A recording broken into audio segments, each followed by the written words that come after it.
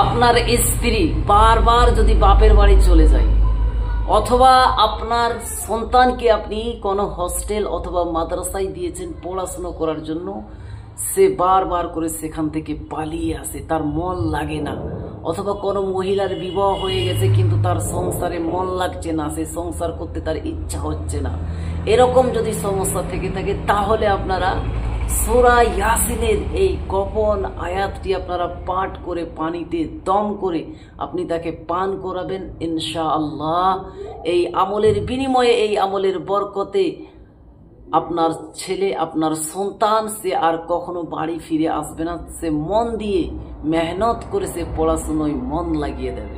আর যদি কোনো মহিলার বিবাহর পর সে সংসার করতে না চায়, সেও সংসার করতে চাইবে, বারবার আর আপনাকে ছেড়ে চলে যাবে না, বা বারবার সে নিজের স্বামীকে ছেড়ে বাপের বাড়ি কখনোই যাবে না। আসসালামু আলাইকুম ওয়া রাহমাতুল্লাহি ওয়া বারাকাতুহু।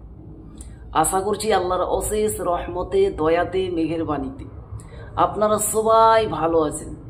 আজকে আপনাদের মধ্যে এমনই একটি প্রয়োজনীয়, পাওয়ারফুল ও শক্তিশালী পরীক্ষিত আমল শেয়ার করব। শুধু আপনারা সূরা ইয়াসিনের এই গোপন আয়াতটি পাঠ করে পানিতে দম করে পানিটিকে আপনি পান করাবেন আপনার সন্তানকে। যদি সে হস্টেল থেকে বারবার করে সে যদি চলে আসে, এই পানি পান করার পর আপনার ছেলে আর হস্টেল থেকে বা মাদ্রাসার থেকে সে আর ফিরে আসবে না, বারবার সে বাড়ি আসতে চাইবে না, সে সুন্দর মতো করে পড়াশোনায় মন লাগিয়ে দেবে। সুবহানাল্লাহ।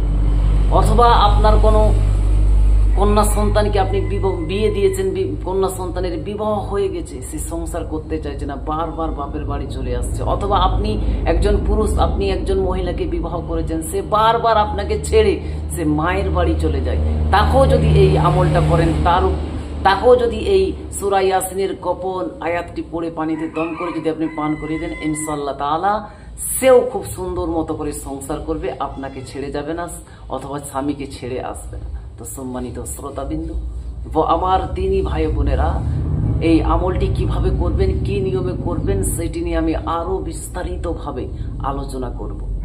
তার জন্য ভিডিওটিকে স্কিপ না দিয়ে সম্পূর্ণ ভিডিওটিকে দেখবেন, এবং আমি যেই নিয়মে, যেই পদ্ধতিতে, যেইভাবে আপনাদেরকে শিখিয়ে দেব, বলে দেব, ঠিক সেই নিয়মে, সেই পদ্ধতিতে, সেইভাবে আপনি যদি করে নিতে পারেন, ইনশাআল্লাহ এই আমলের বরকতে, এই আমলের বিনিময়ে মহান রব্বুল আলামিন আপনার উদ্দেশ্যটাকে পূর্ণ করে দেবে।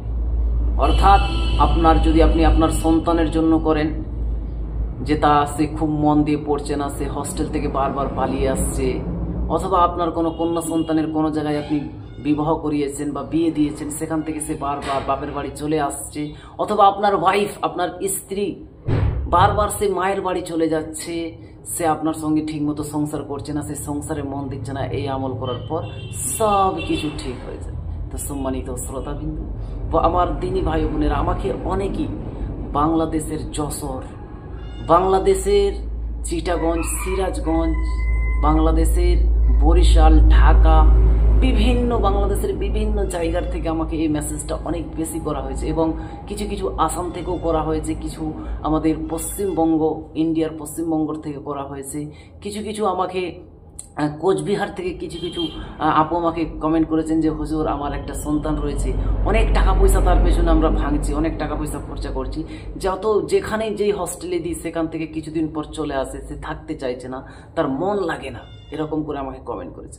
আবার অনেকজন আমাকে বাংলাদেশ থেকেও কমেন্ট করেছেন যে হুজুর আমার একটা কন্যা সন্তান ছিল, তাকে বিয়ে দিয়েছি, খুব সুন্দর জামাই, কিন্তু সে সেখানে থাকে না, বারবার করে চলে আসছে, বারবার করে সেখান থেকে চলে আসে, সে যদি যাই 4 দিন, আমার বাড়িতে এসে থাকে 10 দিন, এরকম করছে। একটা এমন কিছু আমল দিন যাতে সে যেন ঠিকঠাক মতো করে সংসার করে, সে যেন সেখানে থাকে, এরকম কিছু একটা আমল দিন।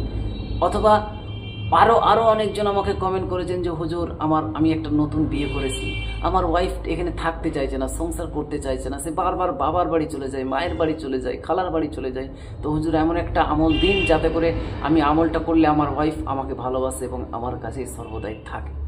তো সম্মানিত শ্রোতাবিন্দু ও আমার দিনী ভাই বোনেরা, আপনারাও যদি এরকম সমস্যার মধ্যে পড়েছেন, আপনার কোনো সন্তান কোনো জায়গায় গিয়ে থাকতে পারছে না, সেখান থেকে বারবার চলে আসছে আপনার কাছে, যে উদ্দেশ্যতে আপনি পাঠাচ্ছেন সেই উদ্দেশ্য সে সফল হতে পারছে না, তার আগেই সেখান থেকে ফিরে চলে আসছে, এরকম যদি সমস্যা হয়ে থাকে তাহলে আপনি এই সূরা ইয়াসিনের আমলটি আল্লাহ তাআলার জাতের প্রতি তাওয়াক্কুল ও ইয়াকিন ভরসা বিশ্বাস রেখে আপনি যদি করেন ইনশাআল্লাহ তাআলা আপনি অবশ্যই আল্লাহ রাব্বুল আলামিনের শুকরিয়া আদায় করবেন। আল্লাহ রাব্বুল আলামিনের আপনি শতকোটি আপনি শুকরিয়া আদায় করবেন এবং এই অধমের জন্য, এই গুনাহগারের জন্য আপনি অবশ্যই দোয়া করতে বাধ্য হয়ে যাবেন। তো সম্মানিত শ্রোতাবিন্দু, যিনাদের এরকম সমস্যা রয়েছে যে আপনার সন্তানের বিয়ে দিয়েছেন বা আপনার সন্তানকে কোনো হস্টেল বা কোনো মাদ্রাসায় দিয়েছেন দূরে, সেখানে সে থাকতে পারছে না, বারবার বাড়ি চলে আসছে, এরকম যদি সমস্যা থেকে থাকে আপনারা এই আমলটা ট্রাই করবেন, হাতে নাতে ফল দেখতে পাবেন।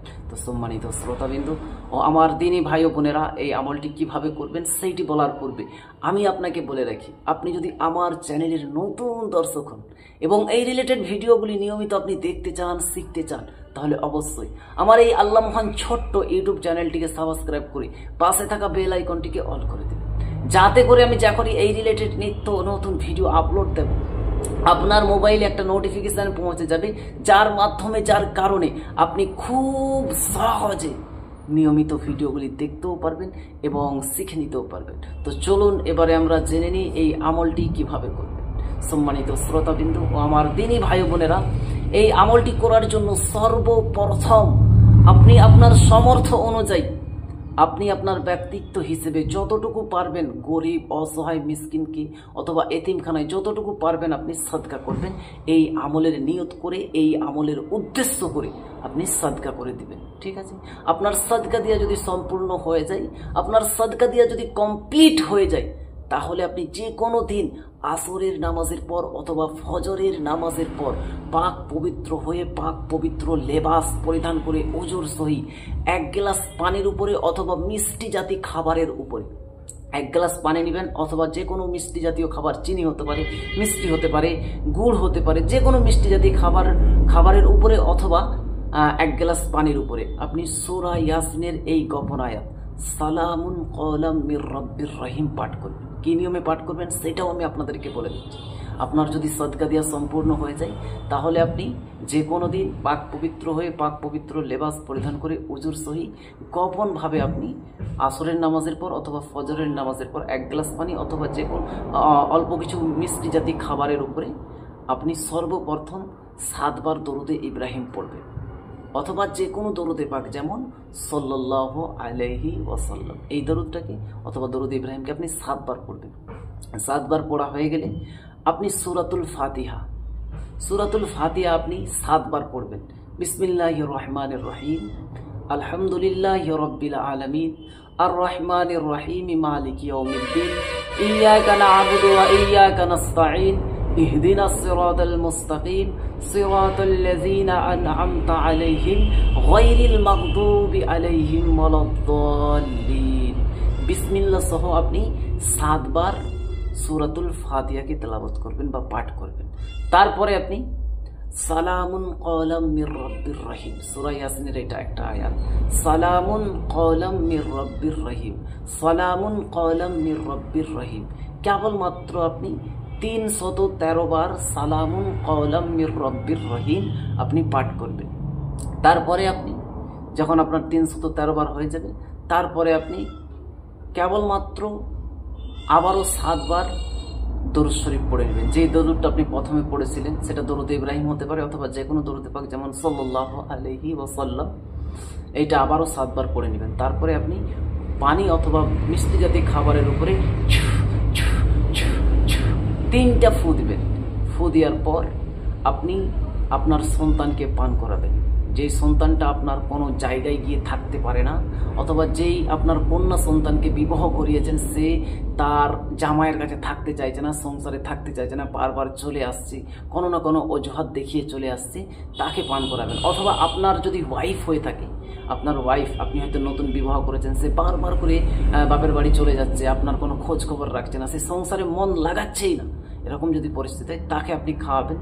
ইনশাআল্লাহ তাআলা আল্লাহর ফজল ও কারাম হবে, দয়া হবে, মেহেরবানি হবে, সে আপনার প্রতি তার টান বেড়ে যাবে, হ্যাঁ, আপনার প্রতি তার ভালোবাসা বেড়ে যাবে, তার সংসারে মন লাগবে। আর যদি কোনো আপনার সন্তানের জন্য করেন, মানে যারা পড়াশুনো করছে কোনো হস্টেলে বা কোনো মাদ্রাসায়, তাদের জন্য যদি আপনি আমলটা করেন, তারাও আর বাড়ি বারবার করে আসবে না, তারও পড়াশোনাতে মন লেগে যায়। তো সম্মানিত শ্রোতাবিন্দু, আশা করছি ভিডিও ভালো লেগেছে। যদি ভালো লাগে তাহলে অবশ্যই একটা লাইক দিয়ে অন্যদের মধ্যে শেয়ার করে দেবেন। আর যদি আপনি এই আমলটি করতে চান, অবশ্যই কমেন্ট সেকশনে একটা দরুদে পাক লিখে দেবেন, যেটা আপনি ভালোবাসেন, যেই দরুদে পাকটা আপনি বাংলা ভাষায়, ইংরেজি ভাষায়, যে ভাষায় পারবেন আপনি একটা দরুদে পাক লিখে দেবেন। আমার তরফ থেকে ফুলভাবে এজাজত অনুমতি হয়ে যাবে।